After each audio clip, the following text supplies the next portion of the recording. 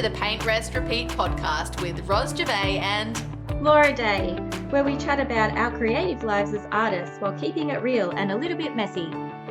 We're here to inspire creatives just like you to push past those boundaries and make art that you love. Let's dive in.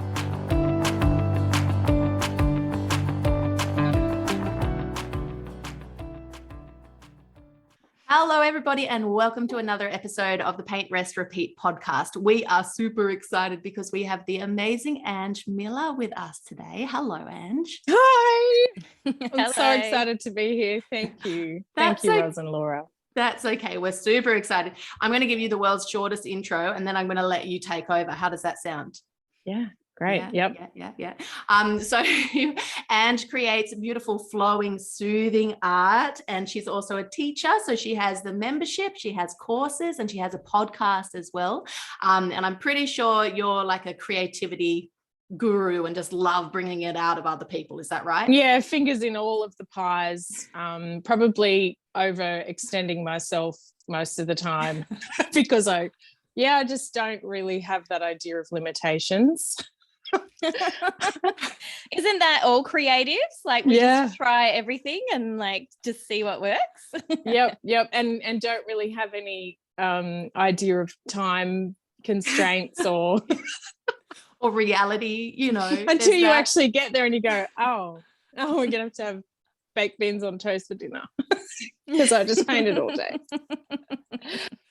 Ange, did you want to give us a little bit of a background on like your history and like how you got into art and like I know you're a university painting and drawing teacher, but even before that, do you want to just rewind and maybe just tell us about your journey with art? Oh, I'd love to. Yes, so I've always felt that creativity was a very intimate part of me. And even as a child, just making things, anything. I remember people asking me, what do you like to do? And I just say, making things. That was a big part of my life. And I remember that being a beautiful escapism. I had a fairly dysfunctional home, and that was a real sacred place for me just to go internally and connect. I didn't know I was doing that then, but it just felt good, But in lots of ways now I can see that back then it helped me to see myself. It was an anchor for my soul. And this just blew up into a huge passion for enabling the same for other people, especially, I haven't really got to kids yet, but it's on my heart to provide some kind of material for educators and parents on how to foster this in children. But I'm getting ahead of myself. So I did art all through high school and just remember struggling, like even though I felt it so deep in my heart, there was this struggle with what was expected or what was required and me not making the mark. And that was a real energetic challenge, I guess, for how to grow in that thing, because having that standard imposed upon me, even though I was very good at what I did and I would often get second place in the whole year, I just felt this constant oppressive weight of like, you haven't done it right, or if I did something really successful, that was a fluke and you won't be able to do that again. After high school, I had the chance to study either music or art, visual art. So I was accepted into both those degrees. And I went with art because I just felt, even though neither of them really made sense career-wise, I just kind of felt this pull, this longing. And I think that's the way that I've made most of my decisions, in a way that's not very logical. It's just, I just must, this is just what's calling me. This is where I feel alive. So I did my BA in visual arts at a little university kind of on the Central Coast called Avondale. And still this same oppression, like even though it was a relief to be studying just this and not have to worry about maths and geography and all that anymore. I could just really immerse into what I loved. Still this expectation, and I guess it's performance anxiety would just kind of take up too much space in my experience. So I did quite well. I didn't hand in many of the essays, and there was a mini thesis right at the end that I also didn't hand in because I was just really insecure about essay writing, and I just didn't really have good instruction from the start. It's funny that I love writing now. But yeah, so I graduated with a distinction instead of a high distinction because I didn't hand in the mini thesis. But so I did really well. But after that, I just plummeted. I just felt like there's no place for me. I was really lacking confidence. I actually went into a real dark place of addiction and unemployment for a few years. And it wasn't until one of my lecturers from the university that, because it was so small, we kept in contact and we were really good mates. He said, Ange, why don't you come back and help me in my class? I've got so many people and we're doing still life. And it's a struggle for him to get around to 20 people in a class and help them render whatever it is realistically. And I was good at that. So I came in and I would, be that assistant in the class, and they started paying me to do that. And then it wasn't long before he said, hey, do you have a class up your sleeve? Do you want to teach something? And yeah, like within the year, I was taking the class and coming up with my own material to teach, and just really felt, I felt like I was in my element. I still lacked some confidence, but I just had to figure that out. When you're demonstrating for an hour and a half in front of a group of 20, like you just have to figure it out. And it was really good money, like great money for someone who didn't have employment previously. I don't think they'd be able to do that these days. I just kind of waltzed in. And I'm getting goosebumps as you tell that story, because you're sort of being pulled from the depths by someone who is essentially acting like your guardian angel and your believer, scooping you up and saying, you can do this. I believe in you. You're given that not permission, but that I don't know, encouragement, I suppose, and that safe environment to play. Absolutely. That's just amazing. And I totally have goosebumps over here. Like, oh, good. I'm so glad that happened to you, and you had that person. Are you still in touch with him? Oh, absolutely. He's like a relation. Yeah. Good. It wasn't the first time he did that either. As a student, I remember being really stuck. I was in my third year and I just felt so stuck. I'd been to the school counselor and, done everything that I could think of to do. And he just said, why don't you just come back after my next class and we'll just do some painting together. Yeah. So I came back in and he'd set up 2 easels and we just drew each other, and we did 3 drawings in total. The first one was really fast and gestural. And then the second one, we slowed down a bit, and then we didn't like the slow one. So we went back to the fast one at the end. And it was so precious that time, because we were, it was quite an intimate thing to be doing, like drawing each other. And you can only do that with someone that you felt really safe and comfortable with. And so that in itself testifies to the type of person. His name is Andy Collis, and he's just such a beautiful, gracious soul. And he was very good with his teaching, and he could, do realistic landscapes and portraiture, and, just so brilliant to watch his demonstrating. Is he? I'm just writing down his name. So if we can give him a shout out. He's on Instagram. That's my question. Do you know his handle off the top of your head? I think it's just Andy Collis. COLLIS. COLLIS. Yeah. Okay. All right. We'll just make sure he's in the show notes, because he sounds like, he's a gem. He needs a bit of a shout out. He's a gem. Can I ask about your art school experience? So it sounds like that you had a sort of similar baggage that sort of come up with me when I went to art school as well. So that wounding and that brokenness, feeling like you're not measuring up, leaving art school, feeling like you don't have the tools or resources to forge an art career. Would you have any advice for people that have followed that path and then they've just lost track over the way?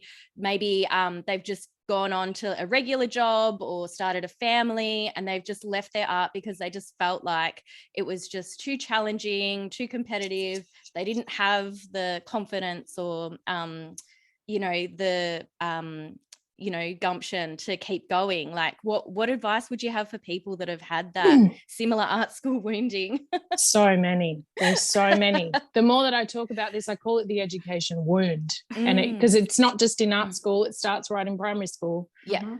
It's this idea that what is inside of you uniquely, we don't need to know anything about that, but we need you to hit this measure.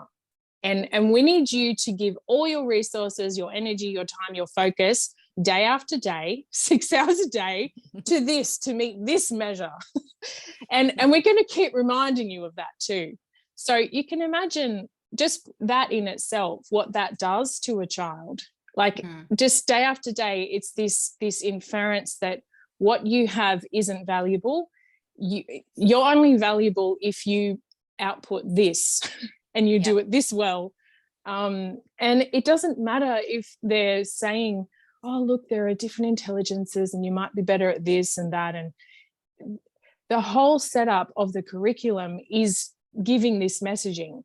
And the way that school is set up, and it's kind of, the thing would need a complete overhaul to be different. And I hope that this happens. But for those who do suffer from this wound, it is really just about confidence.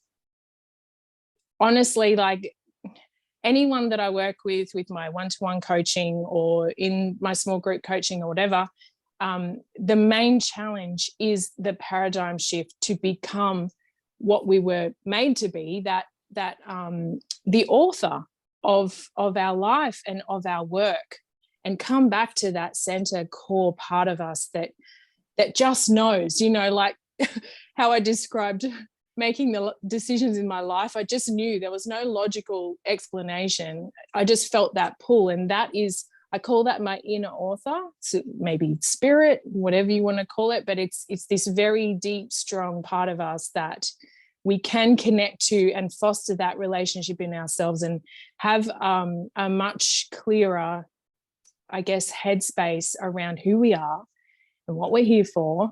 And there's less indecision, and we can just see better, the things that are happening to us, our suffering and everything has, like, we have a lens by which to understand that we are powerful still, that there's still a way through, there's still beauty to be made of this. I really believe that. And I've had, several big challenges in my life that I know can really knock a person down, and you can never get back up from some of the things that have happened to me. But here I am and I'm thriving. And that's what I want to share. That's essentially what I want to share. And it all starts with confidence and getting back in connection with that deepest part of ourselves that we all have. Did I answer the question? I think you did. I think you did great. Yeah. Yep.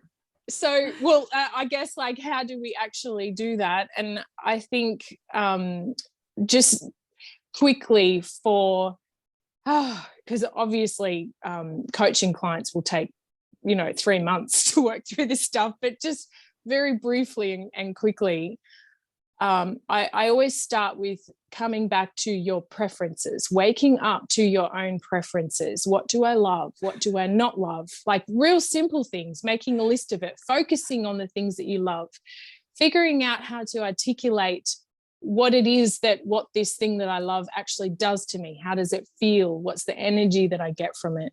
all of those things. So I think the more that we come alive in that, the spark starts to, flourish again, and then we can see ourselves. And when we start creating, this is so efficient and so magical. When we create, we see ourselves in a way that is too deep for words. And that's why that's why we've got to create, because we're here to express something. We're here with a message. Each of us has a message, really powerful, beautiful message that will harmonize with everyone else's message. and collectively we'll see that we really are one, that there's something here that can't be put into words, that is, the quality of life totally depends on it. And we've been missing it. If we haven't experienced this, we're yearning for it, like an orphan yearns to know their parent. It's that kind of real deep. Something is missing. Yeah, and tuning into that is quite hard, I think, for a lot of people, because as you talk about the schooling system, you can also talk about parenting as well. And how a lot of us, especially, back then, not that we're old or anything, we're basically taught to ignore our wishes and ignore what we feel called to, and to just bottle that up, just put that aside, because this is what you need to do. And you're talking about in the schooling system, I'm just talking about in being raised, and we just quieten that whole lot. And I think we can just then go on almost off on the tangent of life, whatever you want to call it, on some track that is, I don't know, you're almost not even on your own. It's not your track. It's like someone else's track, and you're just riding that track, which I did a lot of. And it's just tuning back in is quite hard. So thank you for chatting about that today. I want to just also apologize, because earlier you said waking up to your preferences, and I made a silly face. So if you're watching the YouTube video, the reason why that's okay was I was thinking about waking up in the morning, like at the time you want to. And I was just thinking, I've got 2 young children, so sorry, I just have to apologize. I'd prefer to wake up at 9 a.m. if you could just be quiet for me. Yeah. I love it. Sorry. I think that's a really good point, like that, staying on that track that's actually not your intuited path. You can only go so far with that before you burn out, before you run out, because you don't have that incoming, the energy, the joy flow. You don't have that to sustain you. And it's often that's where I often find my clients, in that real depleted state where they just don't even know what to do next, but something has to give. And it's like, who are they? Like who are they, and whose life I don't even know they where living? to start. Yeah, that's right. 100%. Oh, well, this is big chats. I'm feeling emotional. I think it's big. It is big. I feel like, a lot of what you're talking about is like coming back to yourself and trusting yourself as well. I feel like I've had like a similar sort of thing happen to me. And I feel like a lot of my health conditions flared up when I was being inauthentic with myself and trying to like fulfill a role that I thought I had to, because of like maybe like the way I was raised, or like, sort of fulfilling like a role that, my parents' ideal for my life. But then when I tuned into like what I wanted, it was like, well, no, like I want to be making art, and I want to make this a career, and like I don't want to have a regular 9-to-5 job, and like I'd never fit into that. And when I tried to have like a regular job, then I'd get sicker and sicker. And I feel like my health is so much better now that I am doing my own thing, and like following my own lane and doing the things that I feel called to do. But it can be challenging when you've got, different ideas, and you're sort of playing a role, and then, you're stepping out into that and trying to find like, who am I? Is this something that I can pursue? And all those questions come up for people. Like building creative confidence, like I guess it is like such a journey. It's everything. It's everything. Because this is the thing too. It's not just about like we say, building creative confidence, but creativity is foundational for life.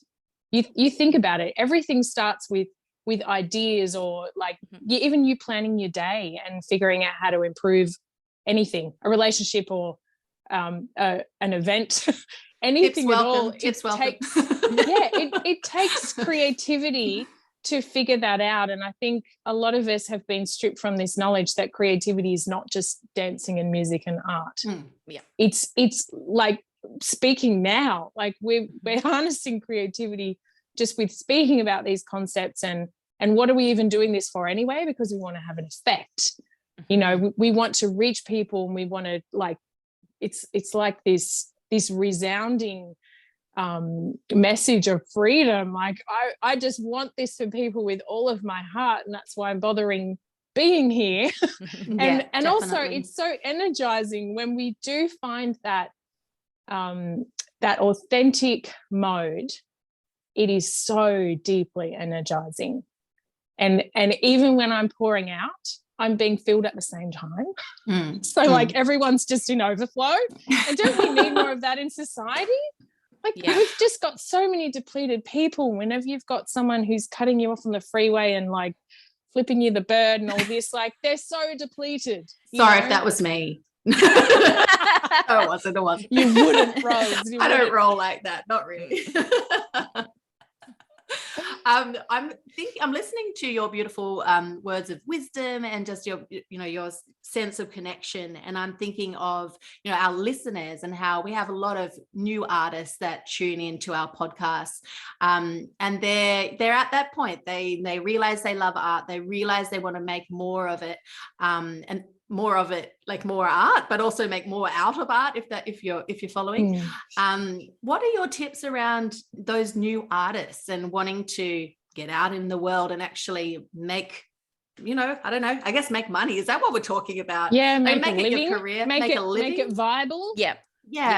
Okay. Yep. So what I always recommend to people is to really foster that long-term love affair with your creativity first, before you worry about selling or anything like that. Because when you come out with your art and you have it there, it's very vulnerable. And if there's a lot of criticism or rejection, or people just aren't even looking at it, it can really mess with your foundational confidence building, and you're stopped before you've even really begun. So my best advice is to not worry about sales or anything unless someone comes to you and says, I really must have this, please sell it to me.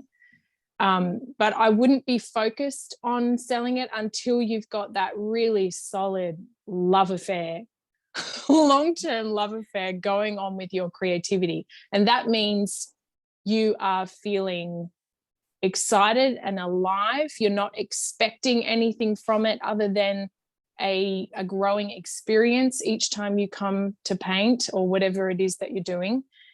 You're not feeling pressure or any kind of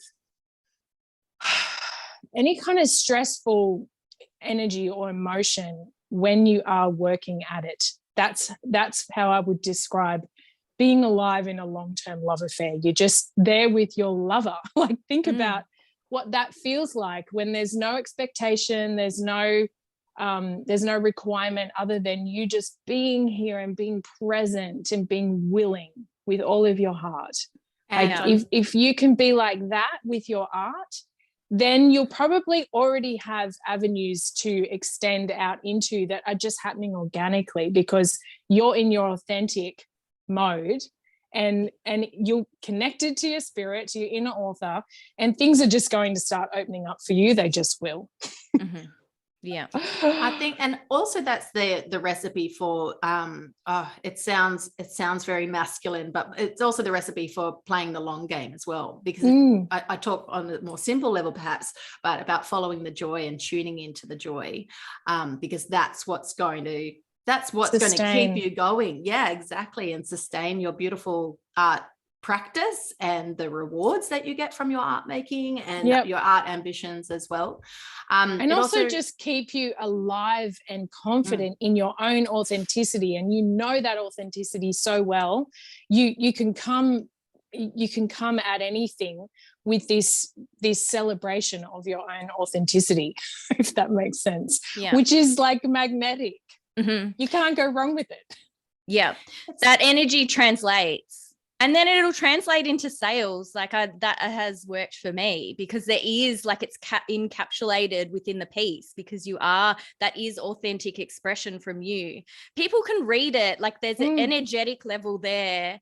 People can read like when you feel inauthentic, but then it resonates when it is in line with your true self and your true creative expression. Exactly. And you're not desperate.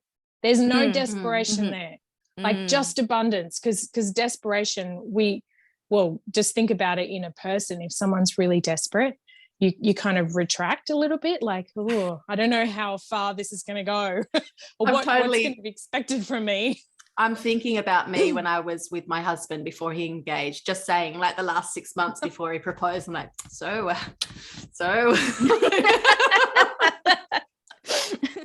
not a good way to be. He was backing off. I swear he took steps backwards. I'm pretty sure I saw that.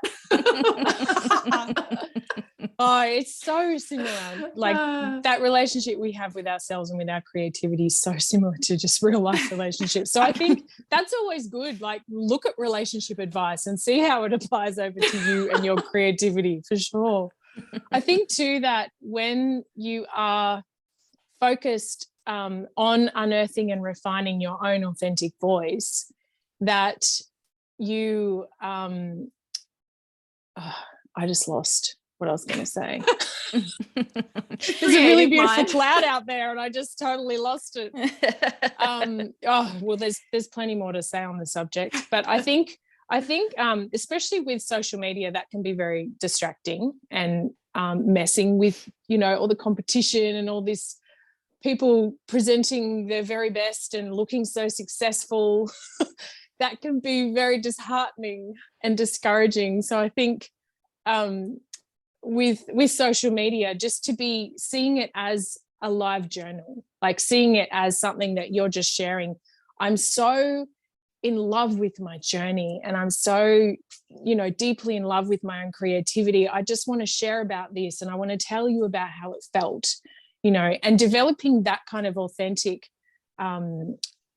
sharing, not feeling like I've got to make this all picture perfect, like this perceived idea of success. Don't project that, because that's BS. Just project whatever is here at the time. That is your gift to the world. And I think so often that goes ungiven and it gets lost because we think that something else is expected. And see, like this is school again. Like the very thing that I had to bring and to say that could have been such a huge standout blessing to somebody else in their, wherever they are in their journey, in their mentality, it just gets lost because I don't realize that that's valuable. And I may not even have the experience of putting that out and being vulnerable and seeing other people saying, oh my gosh, I can't believe you just said that. This is like, I'm having such synchronicity with this. And first I saw it here and now you're saying it. And like, I really feel like this is speaking to me. Like we need more of that. And everybody has that to bring. We just do. But it's about being connected and it's about being willing and present and ready to be vulnerable. And also having developed this wild, passionate love affair with your own creativity. Because so much is just going to flow out of that. I can't even begin to describe the kind of things that flow out because they're so unique to your own experience. And that makes me think as well of, our listeners who might be wanting to start Instagram accounts, for example, and get their art out onto there. Tips around being authentic and just sharing their process, but not just sharing their process from a, masculine, like functional point of view, more that sharing the joy in the process and that love affair, as you're saying. But also art buyers, they like to see you. They like to know the artist. So yeah, be you and be open and share and whatever have you're a willing story to share. Yeah, be in your evolution, so that you've got a story happening. Because it's I didn't make this up. I heard someone say it. I can't remember who, but they said your story sells the art. Your story sells the art. So be seen, be heard, be vulnerable, and don't be trying to portray something. Just like being comfortable with articulating what is inside of me right now. What am I feeling? What are my hopes? Like even negative things I think are worth sharing and saying, because there are just, like, everything is relative. You know, and relatable as well. Exactly. You know, we're not dissimilar to one another. Like, yes, we have differences, but I think we're all more alike than not. So yeah, I think sharing and being open and inviting other people to come on that journey with you is really important. Absolutely. And not only that, but you're inspiring other people to sink into their own authenticity as well. And we need more of that in the world. On the note of Instagram, I feel like this whole episode I've been like nodding my head in agreement. Like, it's like, oh my gosh. But yeah, on the Instagram note, I had to step away just for mental space and mental clarity, and just on that, like tapping into like what is true to me. And I felt like I was trying to keep up with the pressure of creating content and playing the Instagram game and doing all the treadmill and sort of, like modeling what it is to show up as an artist on Instagram. And I just sort of got lost in that comparison mode. And I'm just like, oh, this is not healthy. Like, I need to carve out some creative time and creative space for myself, so I can be in the flow, so I can come back to what is true to me and like my intuition and where I want to take my career next, where I want to take my art next. But like, I've noticed that you have been quite successful on Instagram as well. So do you have any advice for people like me that maybe are like sort of struggling with that pressure to create content and the pressure to sort of show up and I don't know, perform on Instagram, and they're sort of like molding and changing like who they are because you feel like you have to fit in on the platform? Yeah, and you have to be amazing, and you've got to stand out. You have to be impressive. Oh, this is the sad part, because I think that we don't understand how wonderful and beautiful and impressive we just are in our authenticity. And I think with Instagram, it's probably important to note that I got the bulk of my following back in 2017 and 18, and it has hardly grown in the last 18 months. Honestly, like I'm going backwards, because like you, I just get fatigued and I just can't be bothered. I guess also because I'm a content creator and I haven't outsourced all my video editing and podcast editing and all those things, and I'm a mother of 4. I just get tired and I just think, we'll stuff the algorithm, like I'll just let my number go backwards. I'm actually the art. You know, you are actually the art. This is what my podcast is called. Yeah. because we've got to remember that we are the art, and what comes out of us, the art that comes out of us, it's just, well, there's a quote by Yves Klein that says, "My paintings are but ashes of my art." So the paintings are like just what's left over. The real art was happening when you were in process, when you were engaged and you're in that flow state, and you're like, your thoughts are too fast for words even. and you're not thinking about anything else except for just being perfectly present and spontaneous in this moment. I feel like that's kind of that's the truth of who I am. That's the meest me, without any idea of like how I'm supposed to look or perform or measure up or how anyone else is going to perceive me. I really believe that we need more of that. But if I were to really focus on Instagram growth now, I know that stories and just aesthetic play is really popular. And I think that without coming away from your authenticity, like I've seen videos where people are just mixing paint and it's got like 2.3 million views. Like people are really hungry for these beautiful things that we get to see all the time in our studio. We think we might need to make this amazing painting and present it, like to make a reel that's successful. But quite often, if you just like drip some stuff there and smear it, like that can be enough. It's this kind of aesthetic ASMR that I think a lot of people are hungry to see. There is totally something about that textural, whatever it's called. What is it called? What's ASMR? ASMR. What does that mean? ASMR. I can't remember what the actual. It's like a sensory sort of experience. Yeah. Yeah. So usually it's sound. Oh. ASMR is about sound. Like, you know, when you're hearing people eating and you hear all their crunching sounds or like tapping on the, like all these. Is it? I'm writing it down here. Is it like, that's awful. Is it audio sensory something?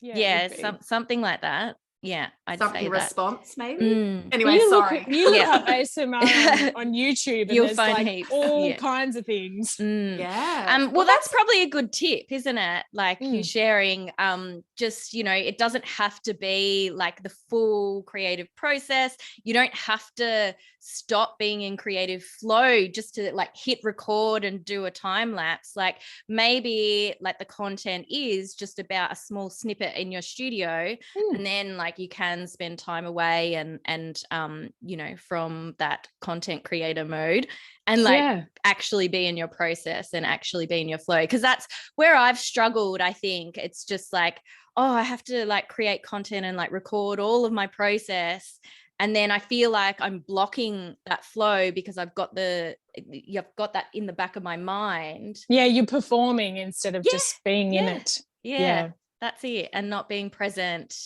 So that's been my struggle, like wanting to be present with my creative practice and like really honor that and like carve out that beautiful time, because that's what it's all about. Like that's what it was before we had smartphones and like that's right. Instagram and, you know, recording all of that. But it can be beautiful in like a lot of ways, and I've seen that you sell your commissions through your Instagram and you share about your commissions as well. I do. So I'm just gonna. Yeah, you're right.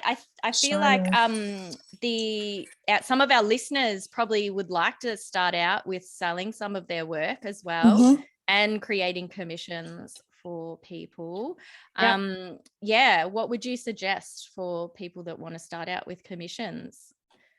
So I'm assuming that you've already got your love affair sorted out. Okay, good. found the love of your life. Yeah, long-term love affair. Really secure in your relationship. There's no desperation. You don't desperately need this commission. You're here because it's a joy, and you're ready for the next challenge, because it is challenging, especially with any kind of out of control art like mine at the moment. I must say at the moment because I do all kinds of different art. But at the moment it's very fluidy and relies on incidental marks that are really difficult to replicate, like impossible. So if someone came to me and said, I really love this piece, I want something like that, then I have to say, I can't give you that. But I can create something especially for you with that kind of look and those colors, and I can intuit something for you.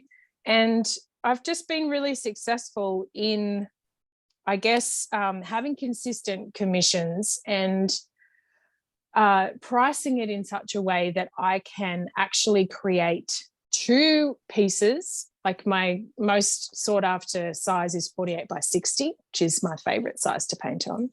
So I get 2 of those and I create 2 paintings, and then my client gets to choose.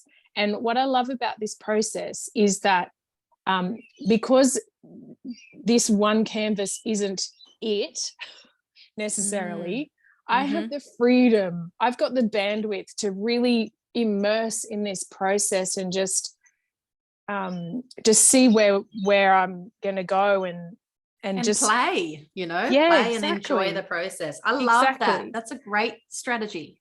Yeah, it is. It's really good. And I love it too, because the client feels like there's an abundance of, wow, I get to choose. This is amazing.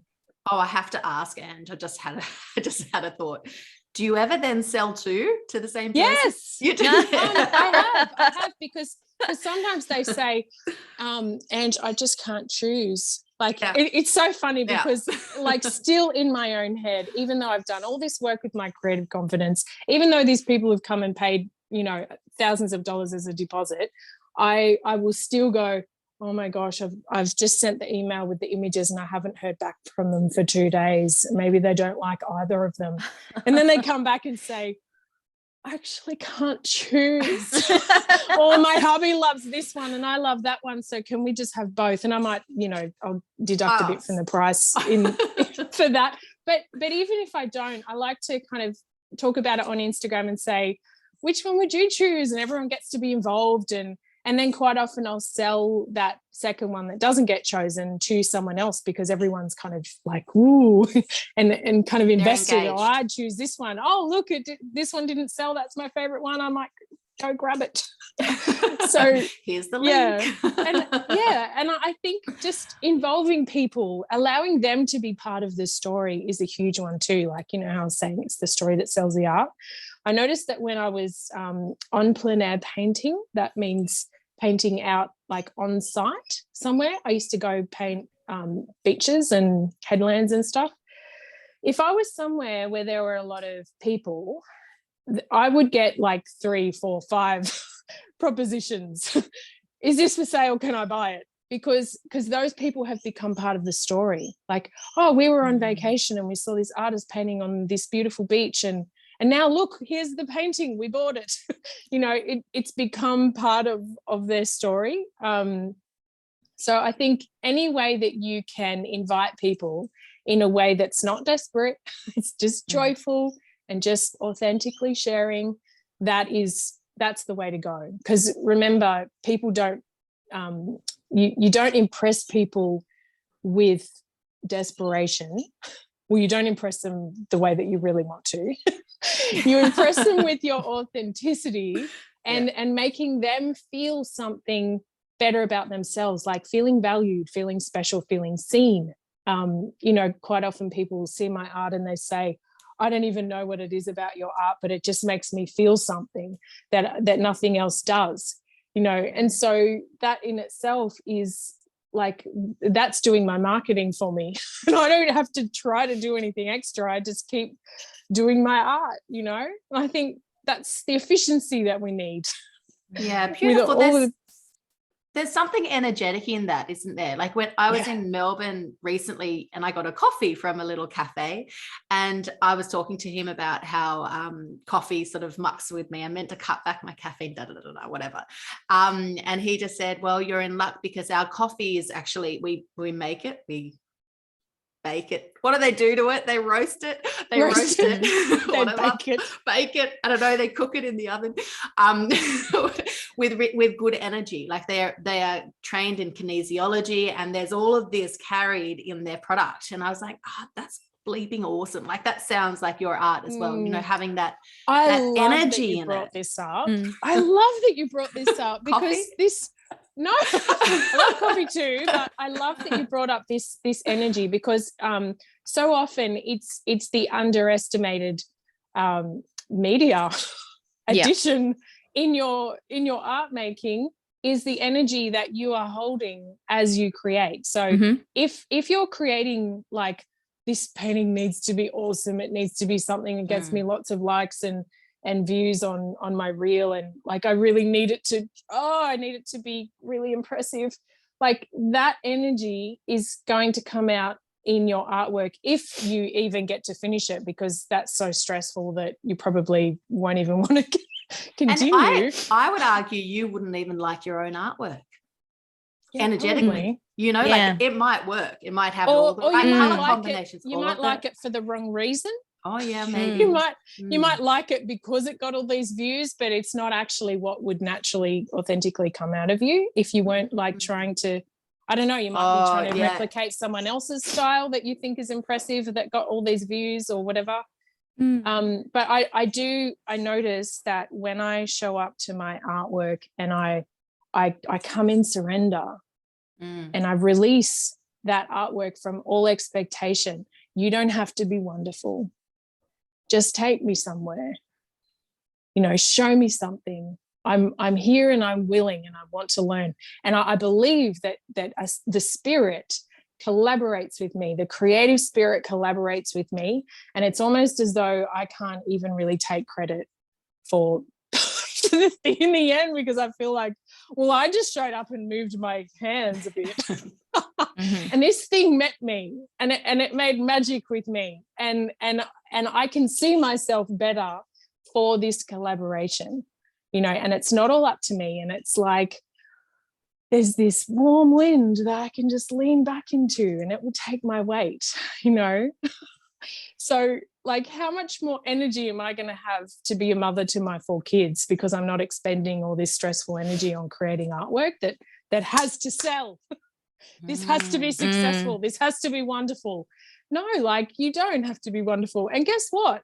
Like, this same practice translates to relationships. So you don't have that desperation and expectation and neediness on other people to be a certain thing. You can actually just show up and just be there and be present and willing. And I really believe that this is a key to abundance, because there's so much more for us when we learn to let go, when we learn to just collaborate with what's already there. Oh, Ange, that sounds really beautiful. And I think that is actually a really good note to finish on, because that can then resonate and sit with people and they can, reflect on that. Thank you so much for letting us quiz you and sharing your wisdom as well. So we really appreciate it. It's been such a good episode. Oh my gosh, I can't wait to listen back to this.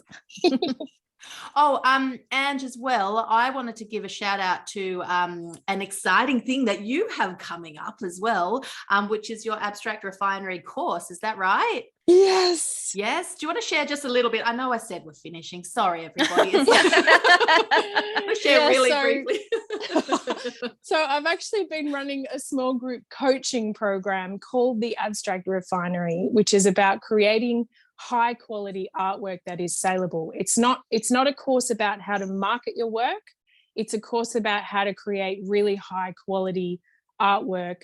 And I give a lot of demonstrations, and it's got, hands-on, quite intensive coaching over 12 weeks. But I've actually created a course now, which you'd have to check my website for the opening date for that. So that this information is more accessible and you can do it in your own time, and all the same demonstrations are there. And I've got all the mindset stuff, everything that I've been talking about, how to set up your mind to do art in this like collaborative style that is so enriching and rewarding, but also creating high quality artwork that is going to be desirable. So I'm really excited about that. I just love seeing what comes of my coaching, and I'm super excited to see this made more accessible for other people to do. Yay. I'm pretty sure I'm going to speak for you, Laura. Laura and I are both excited because we love the Art Biz land and we're cheering you on. So woohoo. Thank you so much. And we'll pop your link down below. So if you're listening or watching, make sure you head to the link down below to go and check out the upcoming course. All right. Well, I think that's it. Thank you, ladies. I've enjoyed this so much. We'll talk to you soon. Okay, Ange? Bye. Bye.